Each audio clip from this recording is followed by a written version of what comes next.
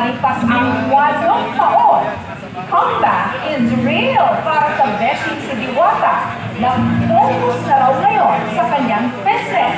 Ako sa pagpapalos, 1 year na siguro. Oo, pero sa lahat ng diwata ako ng may itsura. Dito ako gumanda, kaya ito ang pinagpaturo ko. Actually, marami na ako nasubukang tinda, pero dito talaga ako gumanda sa tinda na ito, kaya Paris ang pinili ko.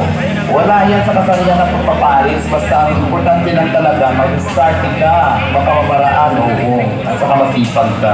Normal naman talaga na nakakapagod, sa lahat naman trabaho nakakapagod, pero kailangan talaga hindi tayo susuko. Kailangan talaga ituloy lang natin, kasi kung susuko tayo, wala tayong kapala. Kaya kailangan lang gawin natin, talaga sipagan lang natin ng siguro pwede na sipag. Kasi kung hindi ka magsisipag, hindi mo mabili yung laban gusto mo. Kasi ako, hindi lang sa kasipagan ko, dati nasa ilalim ako ng tulay. I'm proud to say na sabihin sa inyong lahat, nakabili ako ng sasakyan, ibahay ako, dahil sa kasipagan ko. Gumawa naman lahat lang yan. Sana mananasa ko din yan. Kasi may time talaga, kung hindi man para sa'yo ngayon, dati yung panahon, para sa'yo.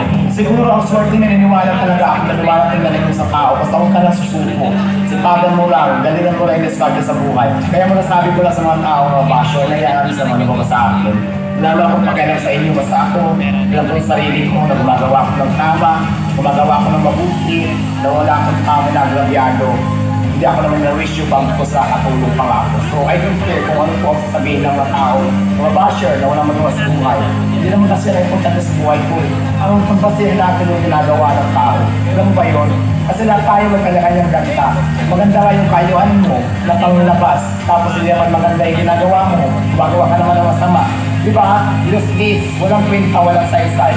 Talagang pinagkakasal ko talaga na sana yung misis at saka sana yung kabayaan yun. Para marami pa akong tao matulungan at saka siyempre family ko sa mga tao maasa sa tindahan ko kasi may mga kasama din ako dito na maasa sa tao nila, may mga pamilya, may mga anak. So nabubuhat kami dito, pinagkakasal ko kaya sana tuloy ang buhay na ganyan. So yun lang.